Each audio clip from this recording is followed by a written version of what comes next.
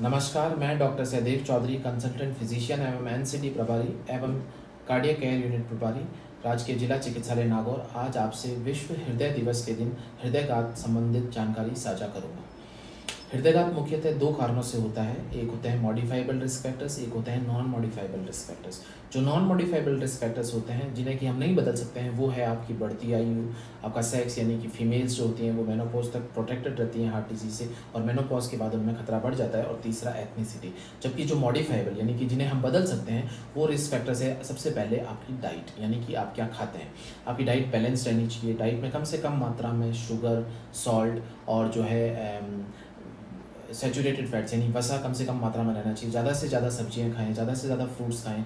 Junk foods और processed food avoid करें, जैसे कि पिज़्ज़ा, बर्गर, भुजिया, पापड़, नमकीन, अचार, कचौरी, समोसा, मिर्ची बड़ा, इन सबको कम से कम मात्रा में खाएं। दूसरा एक्सरसाइज यानी व्यायाम। आप कम से कम हफ्ते में 5 से 6 दिन 30 से 45 मिनट तक जो है खाना खाने से आधा घंटे पहले ब्रिस्क वॉकिंग कर सकते हैं। इसके अलावा योग कर सकते हैं। आप कोई स्पोर्ट्स खेलते हैं तो वो जो है आपकी दिनचर्या में उसको शामिल रखें। तीसरा नींद, और जिसको कहते हैं नियमित दिनचर्या। आप कम से कम 7 से 8 घंटे रोज जो है भरपूर नींद लें। चौथा जो है वो है आप तनाव मुक्त रहें। आप जब भी आपको तनाव जैसा लगता है तो आप अपने परिवार और अपने प्रियजनों के साथ समय बिताएं। पांचवा मोटापा, यानी कि आप जो है वजन को है वो नियंत्रित रखें।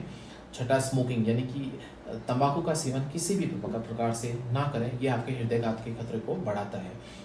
इसके अलावा यदि आप बीपी और शुगर के मरीज़ हैं तो आप अपने बीपी और शुगर को जो है डिज़ायर्ड लेवल्स पे रखें। उसके लिए आप अपने फिजिशियन से रेगुलरली मिलते रहें।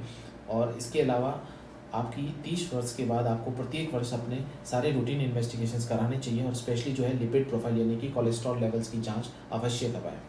इसके अलावा एक महत्वपूर्ण चीज़ मैं ये कहना चाहूँगा कि जब भी आपको ऐसा लगे, आपको हृदय में बेचैनी हो, आपको छाती में दर्द हो और उल्टी जैसा लगे, जी मचले, चक्कर आए, तो आप अपने फिजिशियन से तुरंत मिलें और जो है अपनी बेसिक इन्वेस्टिगेशंस उसी वक्त कराएं। लास्ट में मैं यही कहूँगा, स्वस्थ रहें, मस्त रहें। Thank you.